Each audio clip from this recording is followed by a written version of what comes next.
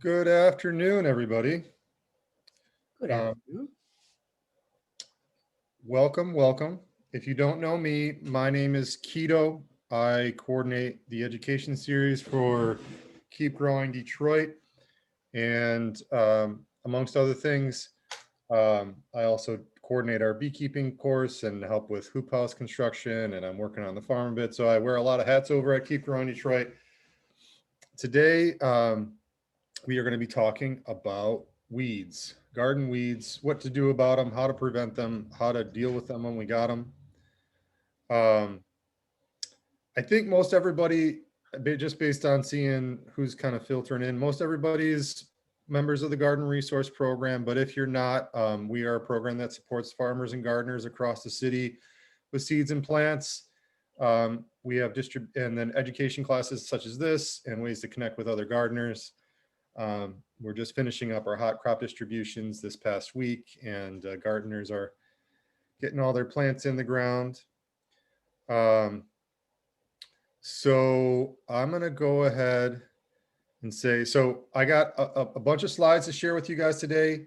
And just so you know, I will be sharing both the recording and the slides with you guys afterward. So you'll have that. I'll email you guys probably by the beginning of the week. So you'll have that for future reference. I will stop. It's just me today. Sometimes we have two staff. So I will ask you to direct your questions to the chat for the most part. But I'll have to stop every once and again to check in on it and review questions. And then I think we'll have some time at the end to open it up to specific questions. So we'll have lots of opportunity to talk, I believe. So let's get into it. I'm going to go ahead and start my slides.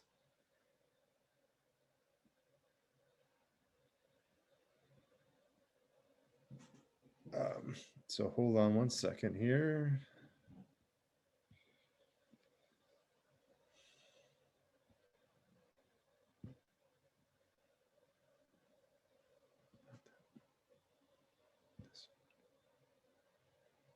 Okay, do you guys see keeping weeds in check right now? Okay, great.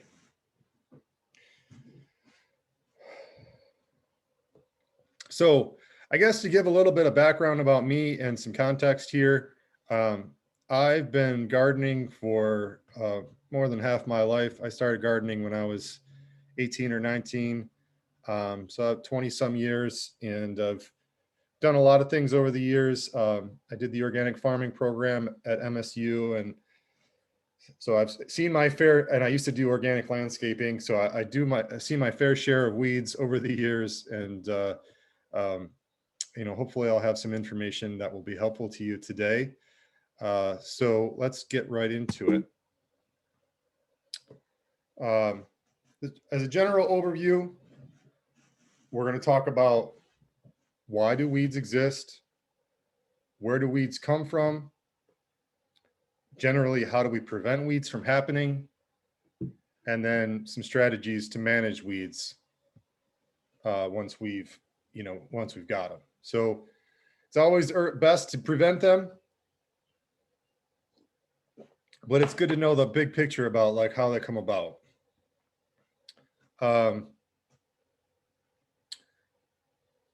So, the definition of a weed is, is personal, is subjective. So what you call a weed, I might not necessarily call a weed. But, generally speaking, weeds are plants that we don't like to see growing. That's something that shows up in our garden that we don't want to be there. And then oftentimes these are plants that compete with the plants that we do like. And then there's some plants that are both, bother us. They have allergens, irritants, or aesthetic. Aesthetically, we don't like the way they look. And we're going to get into some of the specific, for types of them and show some pictures and do some identification stuff. But you know, these plants that we, you know, most commonly call weeds, have evolved over time to live on very little, to thrive in situations where they're not getting any care at all. Many times, you know, you'll see, you wouldn't do, you know, you say you didn't leave, you start your garden until now, and you go out in the space and there's a bunch of tall weeds there. You didn't do anything, and they're just thriving, you know. Um, so hold on a second. I need to let some people in the room here. Stop share. Okay. Share screen.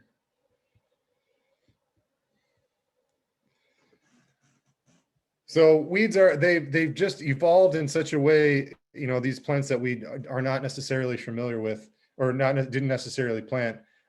They've all evolved in such a way to live on very little, to survive in very poor soils, to germinate in a very poor condition. So they're actually really, you know, they're fascinating for that reason, because they have those abilities. Whereas, you know, some of our tender plants, our vegetable plants, they don't, without our tender loving care, they're not going to thrive. So where do these weeds come from? Where do these seeds come from? So, you know, the way that these plants propagate themselves is they go through the life cycle of the plant. And just to do the quick review, is the plant develops, and then ultimately comes to flower, and then the flowers will turn into some form of seed head or fruit, and then, you know, some sort of seed. And, you know, many of these plants in different ways have ways that they disperse themselves, whether that's through wind, just like dandelions and little floaters on dandelions, or like maples and the whirligigs of the maple tree, through birds eating them or carrying them from one place to another, squirrels. So ultimately, over time, you know, these seeds get dispersed in the soil, and so there is a bank of seeds. They say a seed bank, a bank of seeds. There is a storage of seeds that exists in your soil. And, you know, one of the things that we're doing to prevent weeds is to manage for those, you know, manage them, trying to keep from bringing that that bank to the surface. We're trying to disturb those seeds and not bring more weed seeds to the surface of the soil.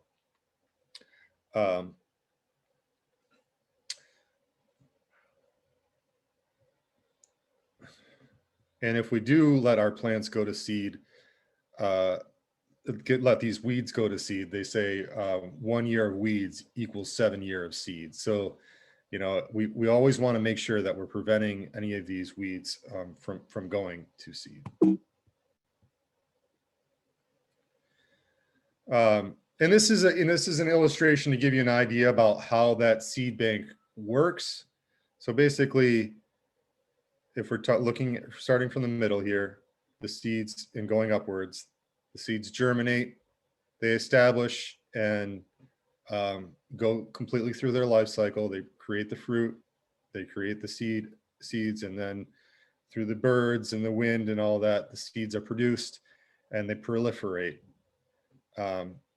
They're diminished in some level by predation, like birds and other animals eating them.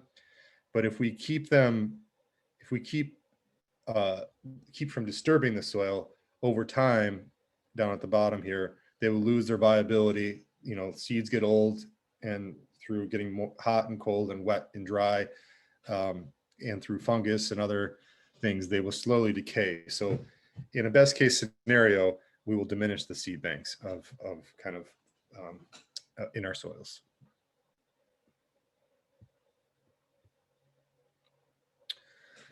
But weeds do have some benefits in the natural landscape. So it's not that, I mean, I think this is just to give a perspective that weeds aren't all bad. Of course, we're talking about trying to keep weeds out of our garden today. So I just wanted to give a little bit of the other side of the picture is that they do offer some ability to build and protect the soil. The soil that we grow our plants in is very much living. There are tons of microorganisms that live in the soil, and organic matter that weeds and other plants provide help the soil life. So they are part of this kind of ecosystem of the soil, the many plants that can be characterized as weeds. Part of that is they're creating that organic matter. They're also aggregating nutrients to the soil surface. Oftentimes, like this picture down below, there are very, weeds will be very deep rooted, like burdock or dandelions, or some of them have roots that will penetrate very deep, and they will pull the nutrients up into their roots and ultimately up into the plant and the leaves above. And if we use that as either, as long as there's no seeds present or nothing that's going to regrow, and that depends on the weed, but as long as that's not present, we can use those as mulches or put them in our compost pile to be redistributing that valuable organic matter that's going to help the health and vitality of our plants. They also can reduce compaction and drying, and because their roots break up the soil and create airspace, which is another really necessary thing for a healthy, thriving soil for the use of growing other plants. And on some level, they provide food for humans and others above and below the ground. We'll talk about some of the weeds that are edible and how edible they are. Some of them are more like what I would call survival plants. Like if you had nothing else to eat, yes, you could eat those. And then other ones actually taste pretty good. There's several of them that have, most of them are greens of some sort, and there's several of them like taste like spinach or would be very nice additions to things like salad.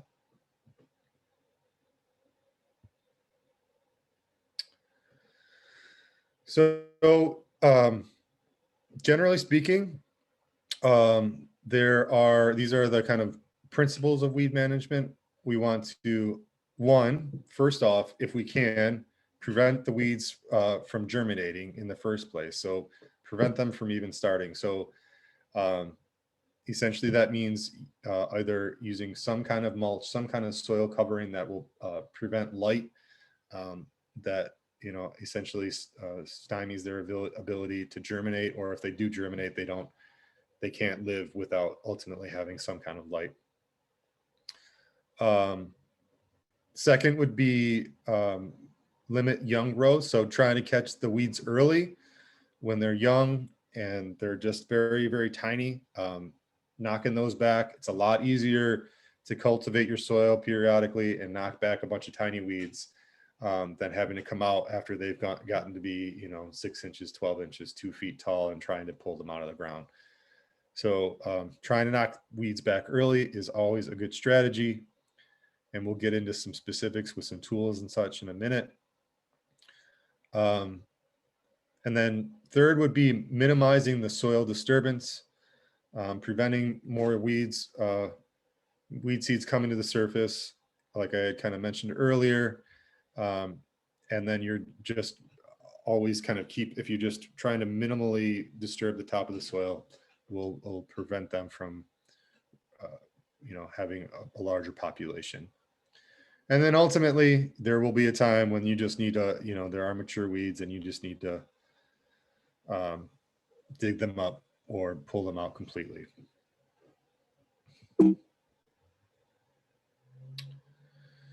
So this is one strategy that I think is beneficial on a number of levels. Mulching is a really crucial, valuable tool for the garden for weeds, to keep weeds down. But it also serves to protect the soil and the health of the living soil. And it also helps to maintain soil moisture. So it allows you to need to water less.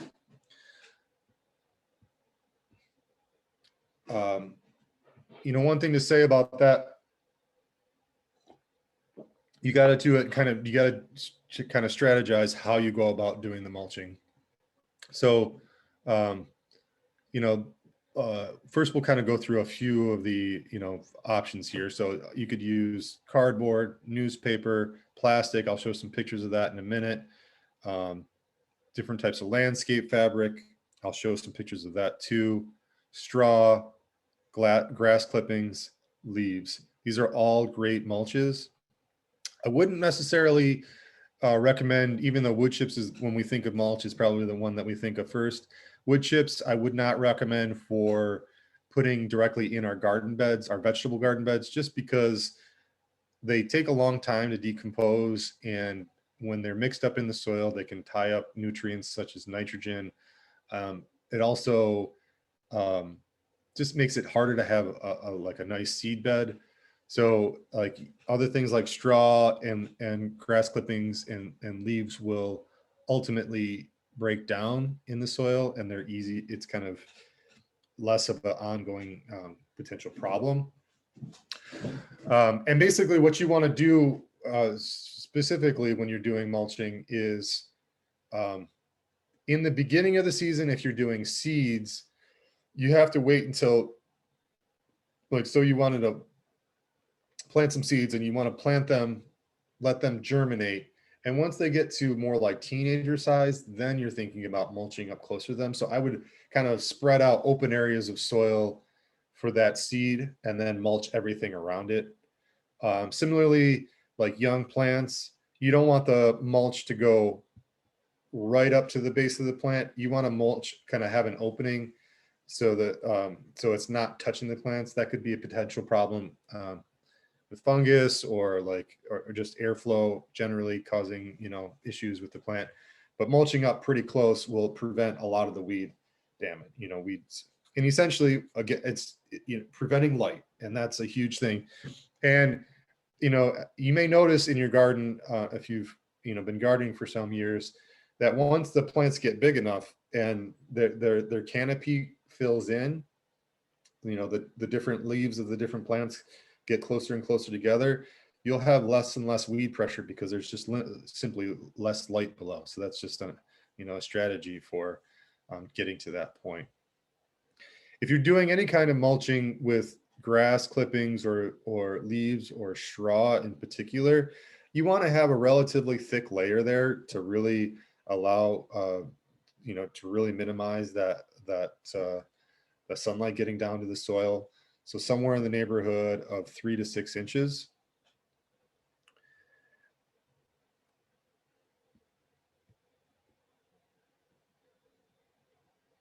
Okay. And then a few other strategies would be, a few other strategies would be to using raised beds. And if you're, getting soil from, the landscape company in the beginning, usually that soil is relatively weed free. Over time, weeds will become present again in something like raised beds, but it's a good way, especially if there's a lot of, the weed bank at the particular spot you're trying to grow is really bad. Like you have a lot of very aggressive weeds, like bindweed and burdock and things of that sort. Raised beds might be a strategy just to mitigate that, at least it'll keep them in check for a time being. Similarly would be doing a lasagna garden, which is kind of the same concept of basically building on top of existing soil and creating an artificial or a brand new environment of soil. So that's just layering cardboard, straw, food waste, etc., like we see in the picture here. But that's something where you would need, you're setting yourself up when you're doing a lasagna garden. It takes 3 to 6 months to actually get that established to grow. No-till is basically the concept I was talking about of trying to minimally disturb the soil surface. And we'll talk about with the plastic mulches in particular, some strategies around that. And we already talked a bit about the annual mulching. So this is one right here that you could do on a number of different scales. These are very large gardens, but on a small scale, you could use this kind of concept as well that we've been using at the Keep Growing Detroit farm, and I think has a lot of potential. This is basically a strategy for when you're not using your garden beds to cover them up to prevent or any portion of your garden beds. So say you're, I'm sorry to finish my sentences. If you're not planting a particular area of your garden yet, then you can keep it covered until you're ready to plant it. So for instance, if you know, like you put together your garden design for the season and it's the spring, you just got your cold crops, it's April, you just got your cold crops from Keep Growing Detroit. And you know that you say this 10 by 10 area of your garden is going to be cold crops, and this 10 by 10 area over here ultimately is going to be your hot crops, your tomatoes and all that kind of stuff. So what you could do is once you've prepped the soil, cover that with plastic, and put weights on it and cover the whole area. And that's good to go and ready in the kind of waiting in the wings. And then you can plant your cold crops and kind of get them going. So it's a good kind of strategy for once you have an area cultivated or you're not using a bed for a period of time, using this occultation or just tarping concept is a really great way to prevent weeds. Cardboard would similarly work. And just a note that you need to use some kind of weights or sandbags along the edges of these things because they will blow around in the if there's heavy winds.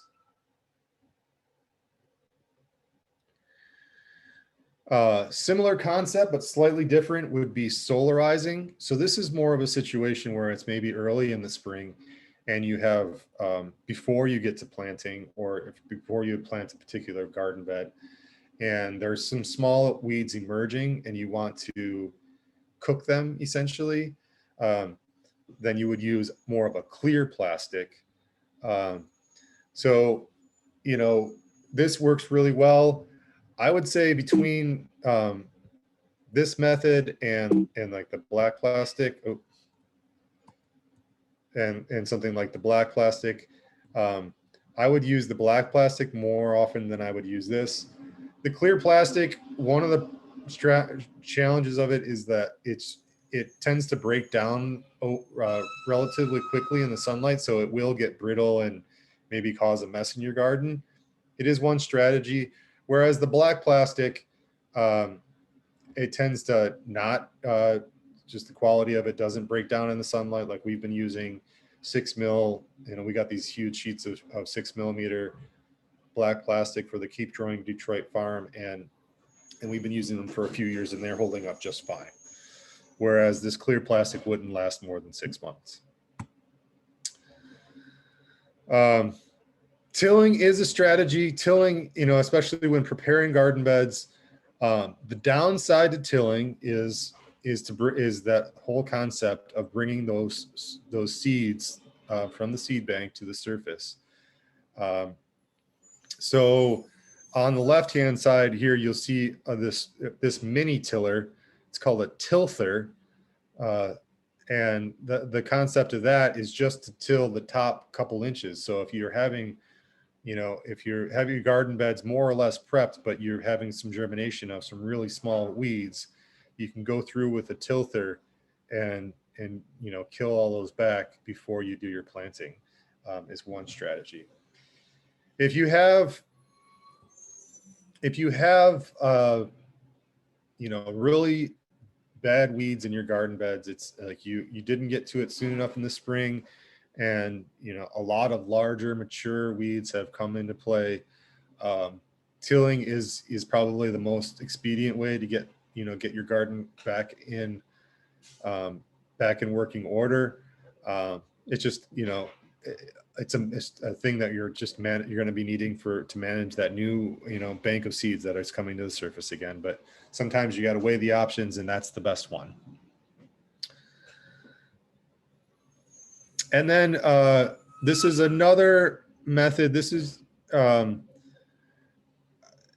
method that, has some merits. Usually using cover crops is something that larger farms do, or if you have a larger plot of land. And the reason for that being is that you're basically needing to take any garden area out of production out of, being able to grow for a portion of the growing season to be able to grow these cover crops. The advantage of them is that they call them green manures. So the concept is that you would grow these, till they get to a not to full maturity, just till they get to be 6 to 8 inches tall. And then you would either tarp them and kill them back that way, or you would till them in. So especially if you have a small garden, cover crops, in my mind, aren't very practical because you aren't able to, it's taking away space that you could be growing other things. But if you know that you're not going to, say that you need to take a year off your garden for some reason, doing something like a cover crop wouldn't be a bad idea because it's going to occupy the soil space and shade out the rest of the plants. And then you could, like say, you took off for 2 months to go to Antarctica. When you came back, you could, come back and take care of those and keep those weeds in general check.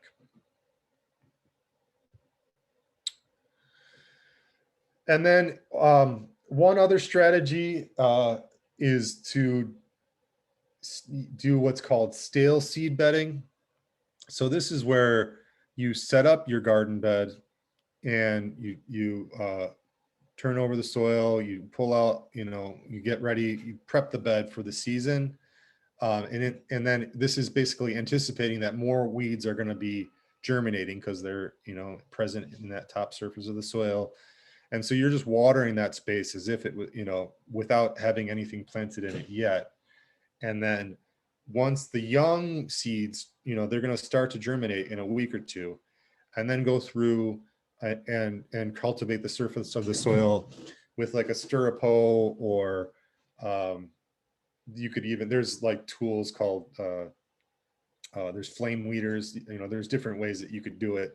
But essentially you could go through, and while they're very young, they call it the white thread stage, when the roots of these plants are very still tiny and much easier to knock back and just cultivate really quick and then plant.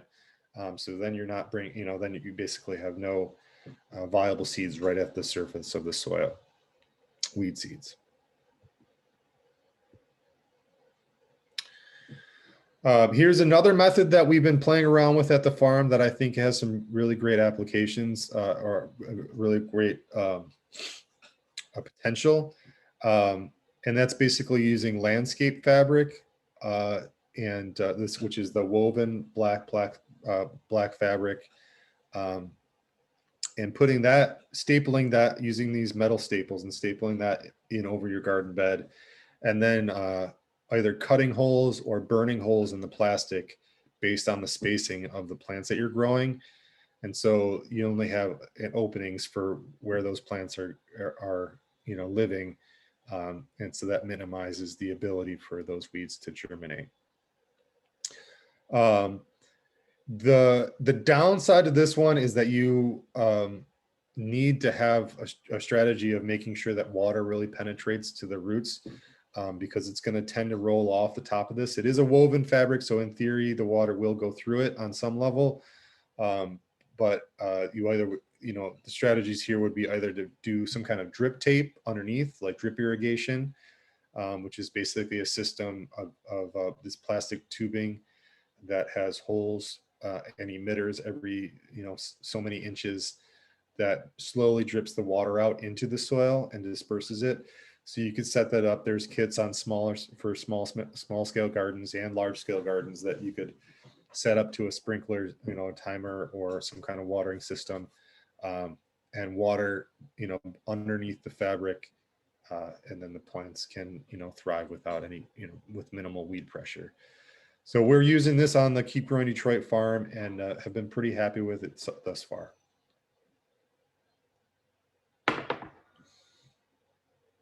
It's great for strawberries, tomatoes, things of that sort. And then ultimately, we're going to get to this point. Weeds are a fact of life, and having some good tools to deal with them is really helpful. So the ones on the left here are called stirrup hose or hula hose. It's a little loop with a blade on the bottom. You can find them at most hardware stores these days, or big box stores like Home Depot or Lowe's. And then a lot of the gardening catalogs carry different styles of them. But I think that's probably one of the best weeding tools out there for cultivating, aside from digging out by hand with a trowel or like a shovel. And then if you're really trying to just cultivate those smaller weeds, that's where these tools on the right are really helpful. These are called wire weeders. You can find them and then there's also another one that's called a collinear hoe. But in any case, with any of these tools, you're just trying to, again, as much as you possibly can, just cultivate the tops of the soil. And if it's annual weeds, with this tool on the left, even if you're just chopping off the tops, they generally speaking, those do not do very good at regrowing. How are we doing? Let me check in on the chat really quick. Let's pause here for a second and I'll open it up to questions. Any questions? Okay. Very good. Oh, okay.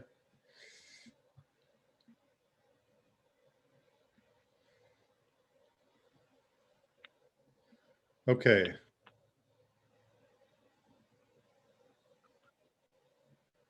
Hold on a second here. So, Levon, where are you asking where to get black plastic? Yes. Okay. Really it's that there's like fancy ones that are made for farming and gardening and that you can get on a larger scale. But basically any plastic tarp, you can get, the rolls of plastic sheeting, 6 mil plastic sheeting from the standard hardware store. That stuff will work great. Okay. Question from Jane.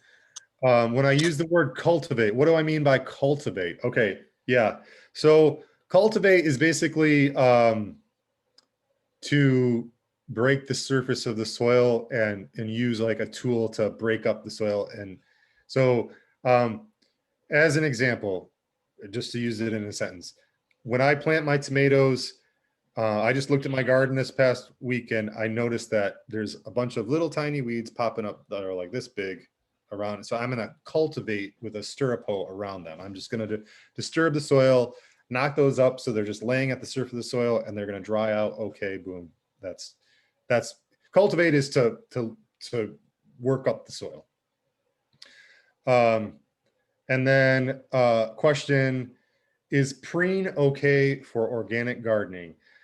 Preen is what is called a pre-emergent, which is basically a chemical. I'm not sure what's actually in preen, but it's some kind of chemical that's used to prevent weeds from germinating. So I would not recommend using, just especially to consider yourself doing organic gardening. Preen is not organic. It's some kind of chemical base. There are some organic based pre-emergence, but they don't really, they're more for like lawn care. Like I think you can use corn gluten for one, as an example. But I don't know of any that work really well in the context of the vegetable garden. Okay. Any other questions?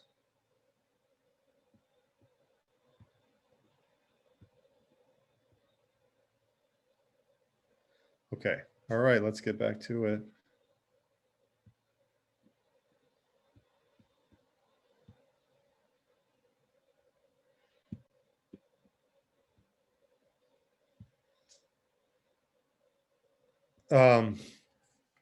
So once you've pulled, sorry.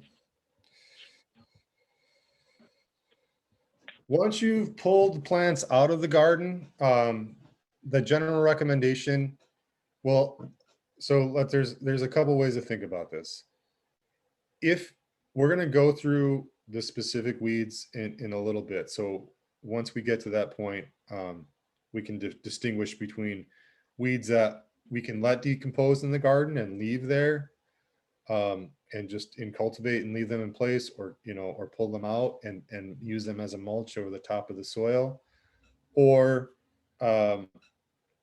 there are some that you definitely want to remove from the garden completely.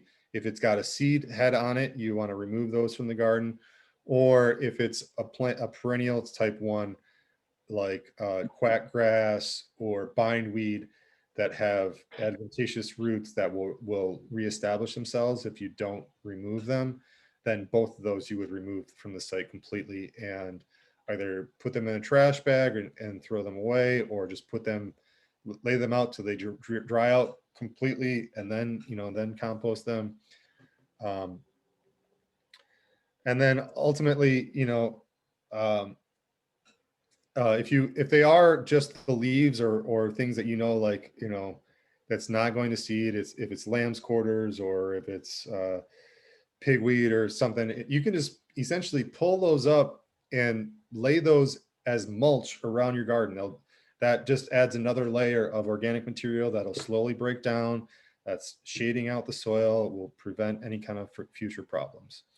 And in some cases, there's some edible weeds, so you could strategize pulling them up and using them, in your salad or whatever. And we'll talk about those a little bit.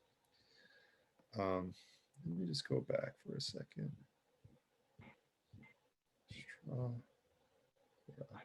Okay.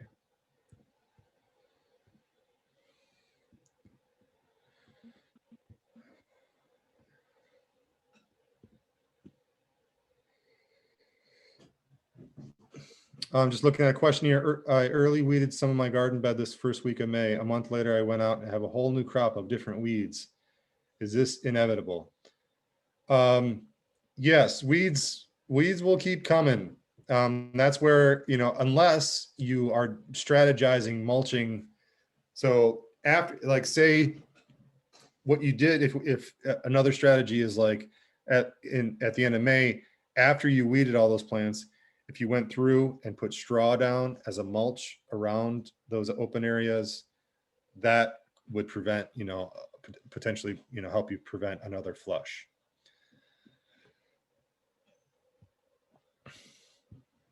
Okay. Keto, where's a good place to get straw from? Oh, I know that a lot of times hardware stores, you can get compressed bales of hay. That's pretty common. So you should still, like, I just went to Brooks Lumber a few weeks ago and got one. You can find them at pet stores sometimes, or a Tractor Supply. Certain times of the season, you can find them at Eastern Market, but not always. So, there's never, aside from like the compressed bales at the hardware store, I guess there's never a consistent source, but that's definitely one strategy. Another great mulch is shredded leaves. And that is something that with a little forward planning, you can just collect those at the end of the season in the fall, and stockpile them. What I've often done is just kept a bunch of the bags at the back of my garden, and then I shred them up and put them as mulch on the beds when I need them. So that's something that's free. Okay. We basically have, we kind of have competitions in my neighborhood for who's going to steal all the bagged leaves. Tell me about it. So let's see. Okay, looks like Eagle Landscaping has them for $10. Pet store on Livernois in the Lodge. Okay, Okay, now is that straw or is that hay? Because hay has a lot of weeds in it, but straw doesn't. right. Be sure that you're getting hay. I'm sorry. No, be sure that you're getting straw. Hay is for horses. Hay is feed and it has seeds in it. And even sometimes straw does. Like the straw that I got to put on my garlic last fall sprouted a bunch of seeds of, in it this year. It wasn't terrible to get them out, but and it's just the grass, it's the rye or wheat or whatever that that was used to make the straw. So another question for Mindy here. I set up compost piles and a separate the good stuff, leaves, grass, whatever, from the bad. I burn the weeds in my fire pit. My neighbor said it's no problem to include weeds because the compost process will kill them. So basically what they're saying, basically what if you have an active compost pile or a hot compost pile, and if you're returning it regularly, then you don't necessarily have to worry so much about weeds. I just want to be specific. Things like bindweed and quackgrass, bindweed in particular. Bindweed is a nasty, nasty weed, and we'll look at pictures of it in a little while. But it's got this root system that, this white root system that spreads and spreads. And if you break it or cut it, it just sprouts up a new plant from wherever you break it or cut it up. And that stuff is really, you just got to make sure, because if it has an advantage, it has an opportunity to sprout up somewhere, it will, and it can spread relatively easily. So that's just one of those ones that you definitely want to keep in check. And okay, all right. So getting back to it here.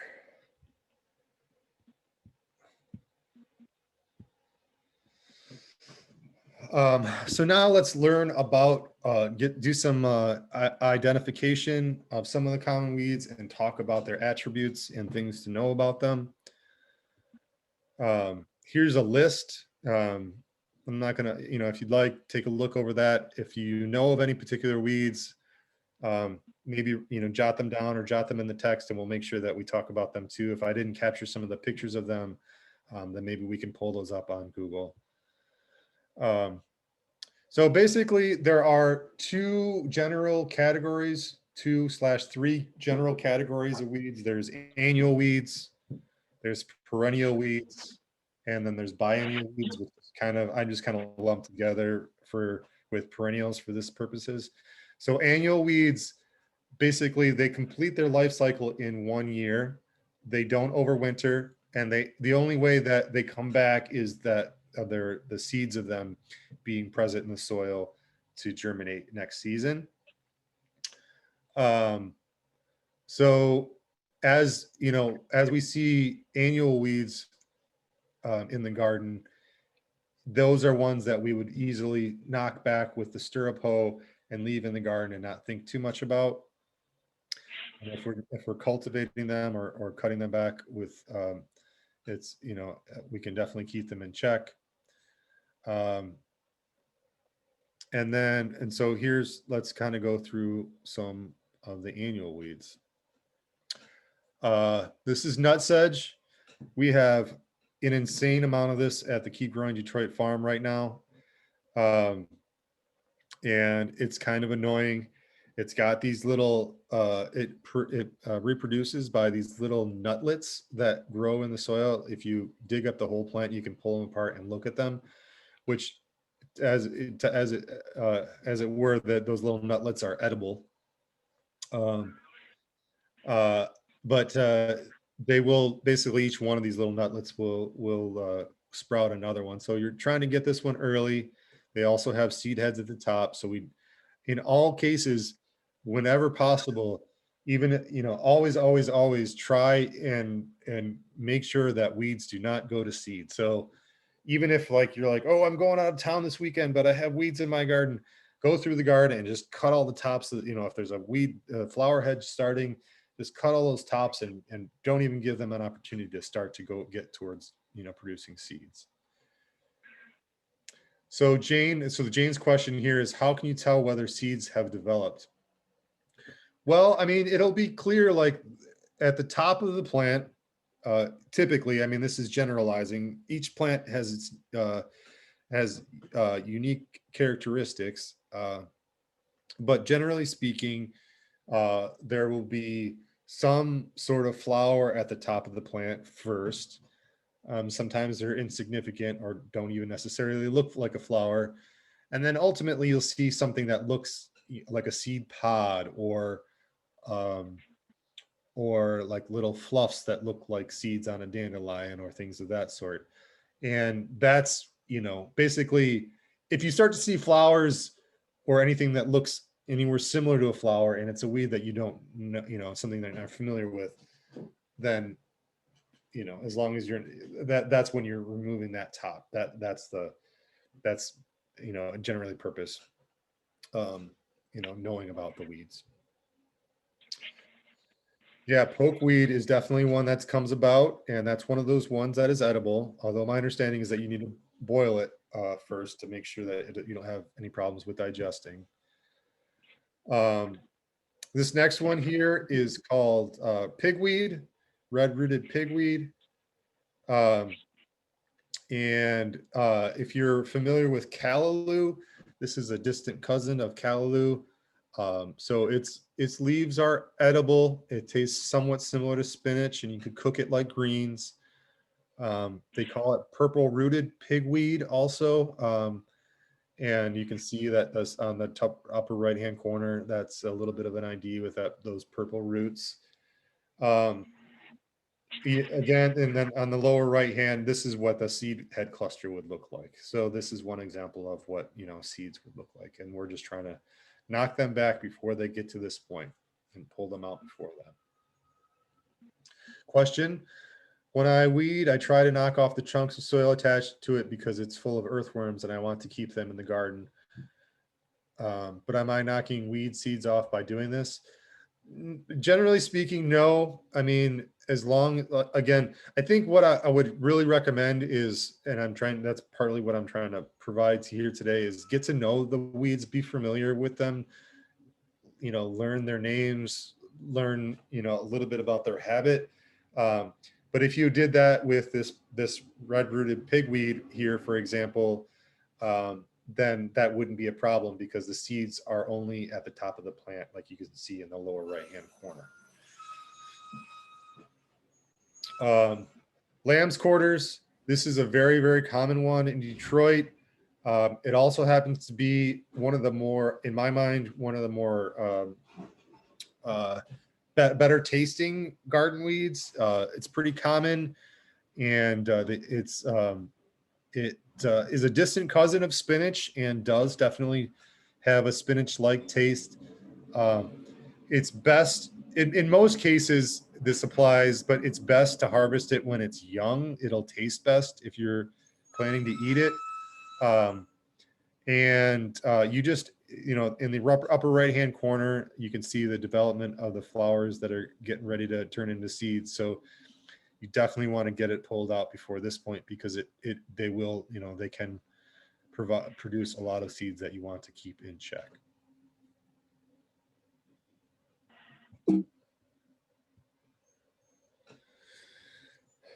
Next one's purslane. This kind of looks like Jade Plant, and this one, it grows low to the ground. It's high in, I believe, oxalic acid and maybe omega-3 fatty acids. So it's got a lot of nutrition in this one, and it tastes good. Because it's got the omega-3s, it's kind of got that quality of okra a little bit. It's got that kind of not slimy, but that kind of sappiness to it. So it's one that's good and edible. The seeds, the flowers are clear here, but the little seeds are kind of seed heads are kind of insignificant. So you got to keep an eye on this to keep it in check.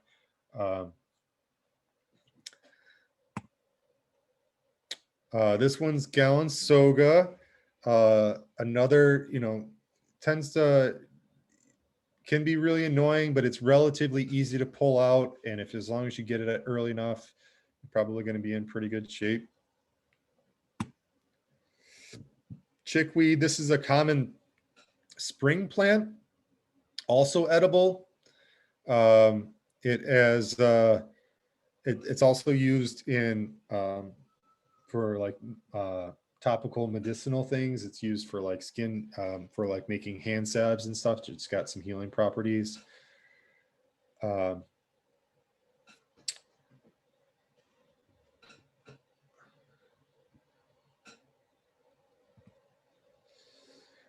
This one's dead nettle, looks kind of like mint. It will pop up in the corners and the edges of the garden. Another one that's relatively shallow rooted and easy to pull up. Not a huge spreader. So I think these are, in terms of annual weeds, these are probably some of the most common. And if, we can kind of open up the conversation if people have other ones that they want to talk about. Now we'll move on to perennial and biennial weeds. So most perennial weeds have pretty persistent root systems, and they're kind of they are built. They have evolved to come back year after year. And if you cut them off at the top, they're going to regrow. So dandelions is a biennial, but dandelions, if you cut off the tops, they will regrow, so on and so forth. So you're really trying to get these out completely, trying to dig out the whole plant when you can, and trying to minimize the ultimate problems with them. Overall, they're going to be spreaders. And so, one strategy is to keep cutting off the top over and over and over again. That slowly will weaken them, and that will knock them back. In particular, like I was talking about earlier, you want to remove the bindweed and things like bindweed and quackgrass as much as possible, just because they're going to, continue to come back and cause problems. So this is what the bindweed looks like. It is actually related to, it's a distant cousin of sweet potatoes, and it's also a cousin to morning glory. So it looks very similar to morning glory. This one, definitely keep an eye out for this vine. It can cause, it'd be a real pain in the butt. And you're really just trying to dig wide and all in it, covering, kind of open the whole area around the plant to try and get all those roots out. And similarly, this is that spreader, the quackgrass, not quite as aggressive as the bindweed, but that one's another one to keep in check. This one's a common one that likes to get into lawns, ground ivy or creeping Charlie. It's persistent and hard to, it's something that you just have to keep on coming back at and pulling it out and pulling it out.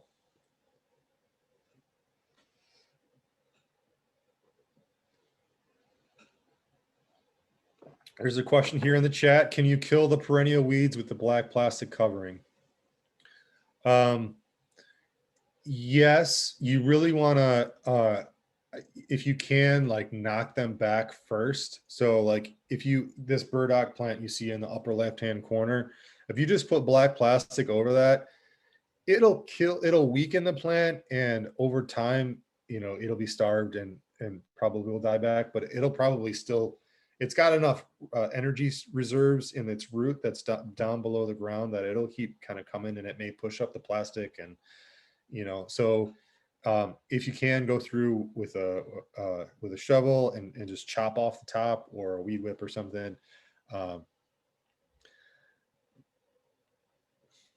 before you put that plastic down.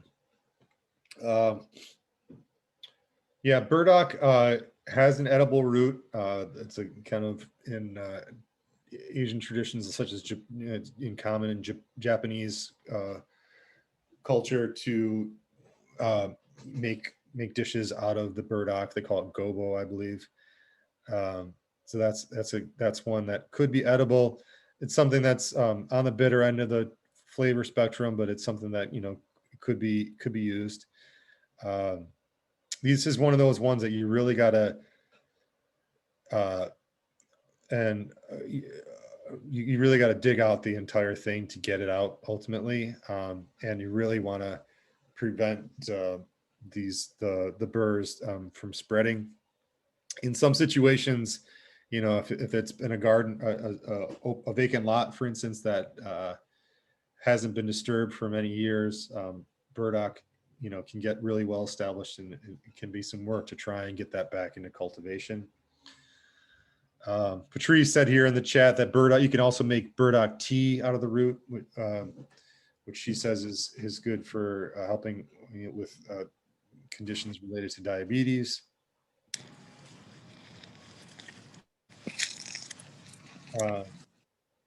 Okay, another question here. I have a garden bed that became infested with fleabane. It looked like the asters that was actually killing, but by the time I realized it wasn't the asters, the rhizomes had spread. In April, I used a special tool to dig it out, and it looked like it was gone, but it keeps coming back. Is it possible to ever get rid of this monster? Fleabane. Let me. Let's see.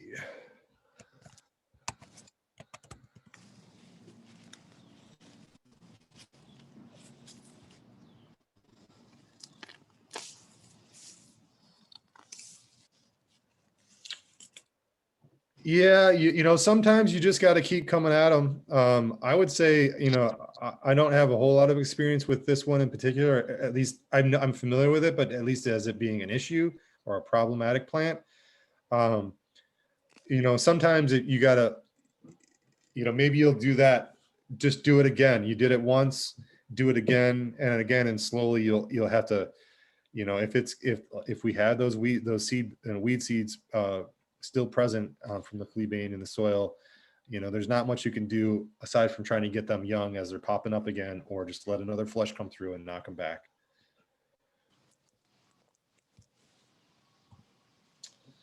Trickery is another common weed, similar to burdock. It's got a deep root system, pretty flower. Oftentimes, what my wife will cut these and use them for bouquets in the house. And the leaves, especially when young, can be eaten in salad.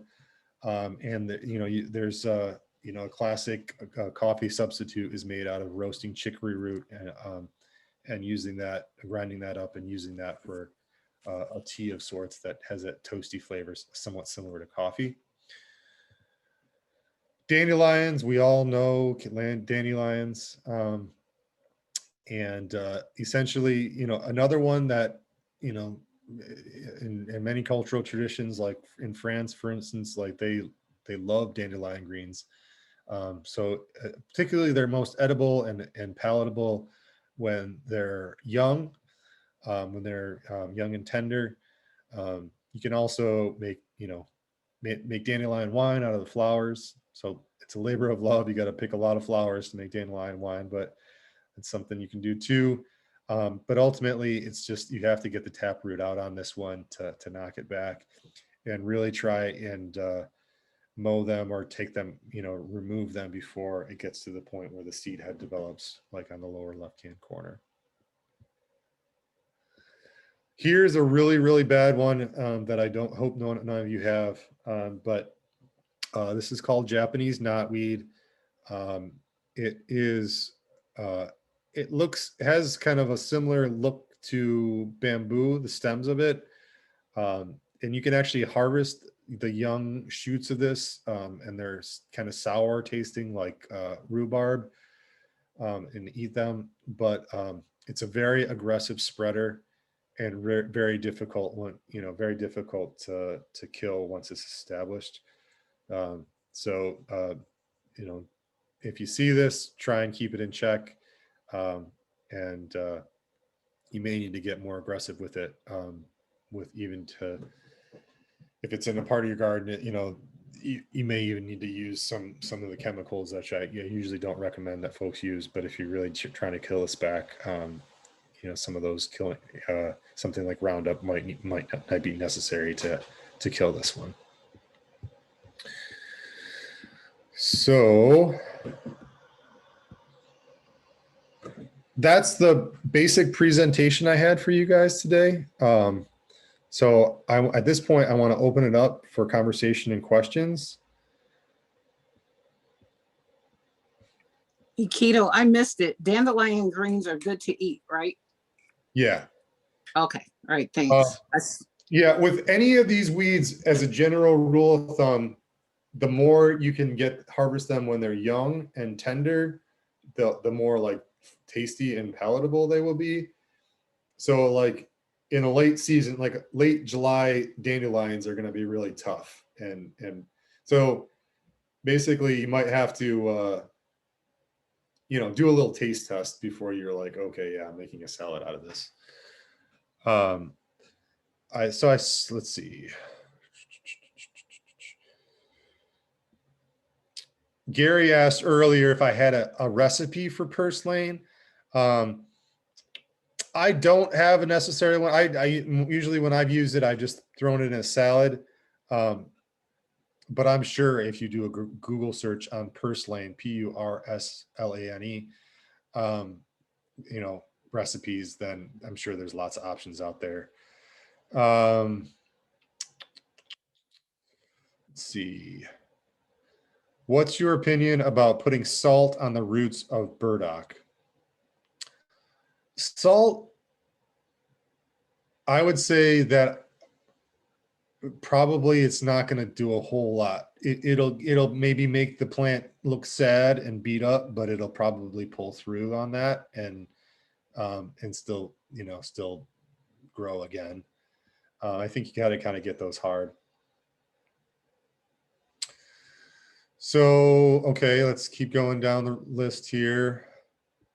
And actually, you know, you guys can feel free to unmute yourself as well. I'm happy. Chat's fine, but if you would rather just ask in conversation, that's fine too. But I'm just going to keep going on the list here. So, so Cynthia's asking, why use a stirrup hoe and not a regular hoe? So, let's just show an image.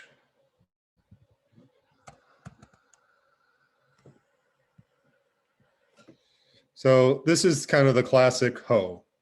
And that's just fine. That works. When I think of this tool, and really whatever works for you, I'm just gonna, you know, if the standard hoe works for you, then by all means, you know, and I'm just gonna tell you what I think about where I see advantages of a one tool over the other.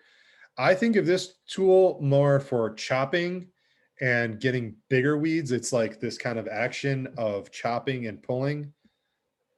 Wait, you guys aren't looking at that yet because I didn't do a screen share. Sorry. Here's the screen share. Okay. This is a standard hoe, right? And then, so this is like an action of like kind of chopping at it, or chopping and lifting. And maybe you have, you know, if it's something that you know, that works well for you, then it's going to work great. I think the advantage of the stirrup hoe is that blade is designed to scuffle along the surface. So you're just going just below the surface of the soil, and you can draw it along the top of the soil and pull and basically, you know, shave off underneath, especially shallow rooted weeds. So for me, you can, it helps you go through and make quick work and without disturbing the surface of the soil too much and going too deep, like we were talking about, and bringing more weed seeds to the surface. And there's other ones. There's also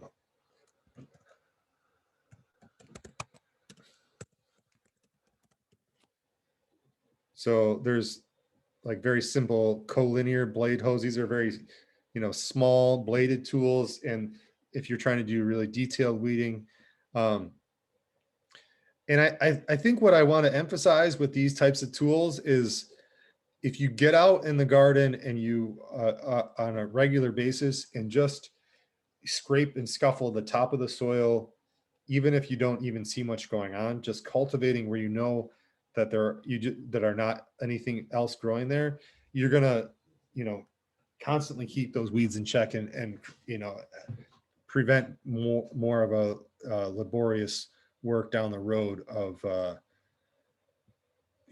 having to pull those weeds out.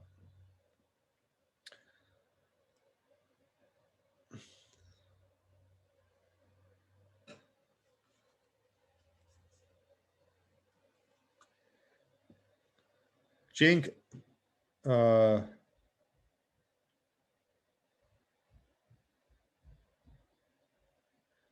so Jane, just to be clear, you're just, yes, if you don't know, Jane's statement was basically, some cases I don't know if it's got a seed head or a flower or not.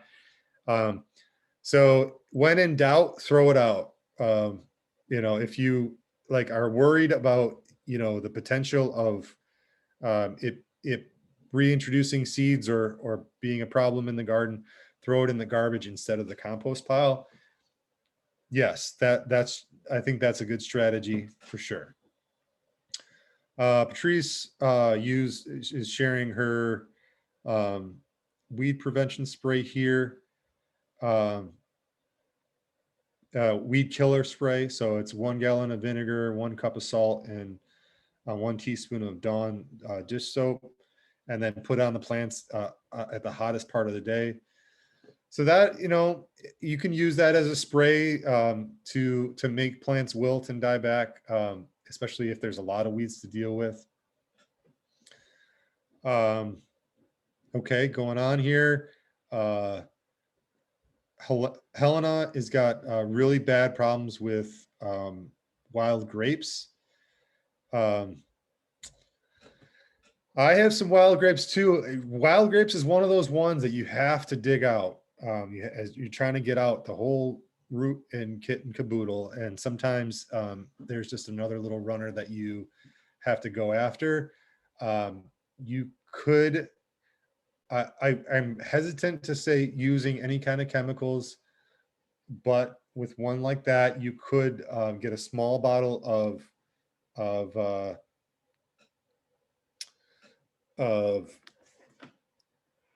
what's it called?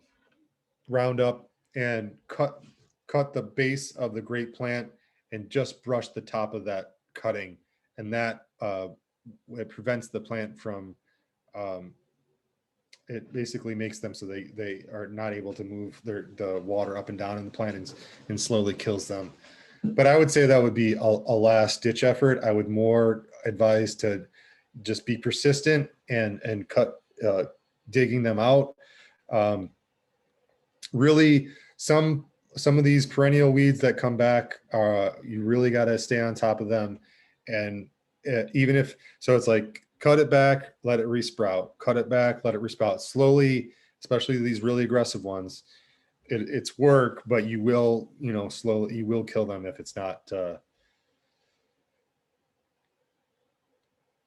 I would not use gasoline in the garden. Definitely not using gasoline in the garden. So Helena's asking about using gas to kill the plants. I definitely would not do that. Ivy would be similar to is a similar one that to the grapes, and another one that you just need to dig out and to stay on top of it. You gotta, at the very least, cut it at its base, keep cutting it at its base, and it's gonna take some time, and it's gonna take some kind of doing it over and over again, but slowly we'll get to it. Okay, so I guess maybe we could do a refresh on some of the concepts we talked about today, and just review for folks who maybe came in late, or just to refresh it in our minds. So if you wouldn't mind sharing something that you found valuable today that you think you'll be able to use in your garden. it would be helpful if people would be willing to unmute. I think that just is nice to hear everybody's voice.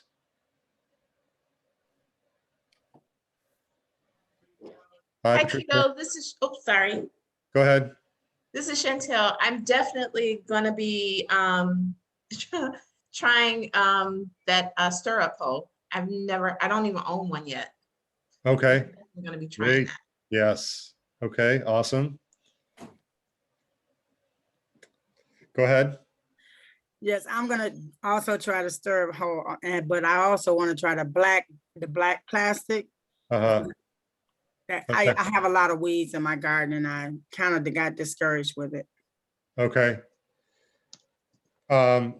Is there anything else we can help you to think about with what's going on with your discouragement? I mean, what's the scenario? They got big? Yeah, they just got out of control. Yeah. Okay. Well, you got this. You totally got this. It's going to be a little bit of work, but you can definitely still get something going. It's early in the season yet. So you can still plant just about everything. And if you just get those beds cleared out, to get it rolling. So Thanks. yeah, it's a labor of love for sure, but getting out in that sunshine, it's good stuff. Okay. Anybody else? Gleanings. What'd you learn today? What was helpful? I like well, the ones that you talked about. Okay. Go ahead. Go ahead. Let the other one go. Okay. Okay, this is Lavon. I was just saying the 6-meter black plastic that I can get off of everything. See, I always thought you used the farmer's black plastic. It was different from that. But I'm gonna try that black plastic around my beans and get the straw. Okay. Right on. Okay. I got my black fabric from Amazon. It had the better price for the yardage. And that's what I use in my garden. And I really like it. And then when I plant my food, I put the gluten cornmeal down for the weeds. Uh-huh. But you did help me see that I need to be persistent on these weeds. But on the ones that are edible, I still would like to kind of keep some around since I'm trying to do that medicinal garden. Yeah. I just have to know how much to keep, and try to keep them a little bit more contained.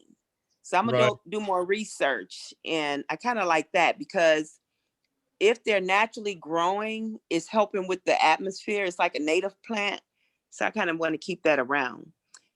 And that syrup hoe, that is my favorite tool in the garden because Yeah. once you break those weeds down, you keep going back with that every so many days. You can keep digging deep, and it's gonna cut it right off. It just takes it right off. Yeah. It's easy to use to even get in between your plants. So that's my favorite tool. Yeah. And if you can also, you get a metal file and you can sharpen it, and get a nice edge on there and make quick work of it. That's another tip. I would, one other thing to say about that, what you're saying there, Patrice, I totally get what you're saying about like wanting to have those kind of on deck, like have and be able to harvest them throughout the season. But just like any of our plants, they have there comes a point when they're no longer usable. Like if you don't harvest your radishes, they're going to bolt and they're not going to be edible at all. So similarly, like with the edible weeds, is like use them when they're in their prime, usually in the spring, not in like this time of year. But if you don't get to using them by the time it gets to be late summer and they'll be more tough or less appetizing, just pull them, because you don't want to let them go to seed, because that's just going to exacerbate your problem. But just look at it as an advantage. Like, I mean, I have a goal of every year of in honoring the weeds, of going out and harvesting a weed salad once a year at least, just because they are so special in so many ways. They cause us a lot of work and headache sometimes, but they also most of them are very highly nutritious. And so, doing a salad every once and again, and then it's like, okay, no more, you guys. I want to make space for for the things that I want to grow. Chantel's got a question about mint. So I know this isn't quite a weed, but mint is aggressive, which is very true. I have it in raised beds, and the second time, yeah. So basically, you know, similarly to some of these other plants that are big spreaders, mint will tend to spread all over your garden. I have found the best way to keep mint is either to put it in, you know, you can plant, it's a pretty hardy plant that you can plant in just about any kind of soil. So either putting it in a kind of out of the way corner that you're not so much concerned about it spreading, or putting it in a large container, which is what I've tended to do over the last couple of years. Is I got one of those galvanized 10-gallon wash bins, and I drilled some holes in the bottom of that, and that's what I have it planted in, and then it hasn't been so much of a problem with spreading. Okay. Anybody else? Gleanings, thoughts, questions? Well, I appreciate some things I thought were flowers are really weeds, and I don't want them to choke out, like you said, the vegetables I actually want to harvest. So I'll be pulling those. And that's it. Yeah. Because I have raised beds, the junior stirrup really helps. The small one, the hand stirrup. Yeah. Stirrup hoe. That's it. Yeah. Yeah. Okay. So thanks a lot. Yeah, sure thing. Okay. Hello, Keto. Yeah. Okay, this is Joy. I'm sorry I was kicked out of Zoom, and so I'm just getting back in. I probably missed like the last 10, 15 minutes. But the question that I have is kind of not a weed problem, but it is a growing problem. So I went out to the beds, and the bed, when I first saw it yesterday, was the bed that had my potatoes in it. Mhm. It looked like there was a fungus growing on the soil, and I don't know if that's because of all the rain we got the other day. And then I noticed a little bit on one of the other beds. Is it harmful? I just scooped it out, threw it into a bag, and tossed it out. Is it harmful or not? Or what is it? What is it? Tell me more. What does it look like? well, I took a picture, but the fungus looks like Can you do a screen share? okay, never done it. Let's see if I can. Okay, while we're waiting for Joy, does anybody else have thing that, you know, any gleanings from today or any other questions, or we can open it up to general gardening questions as well, since we're, you know, just open dialogue. Well, here's an issue that came up at a friend's farm where I gardened.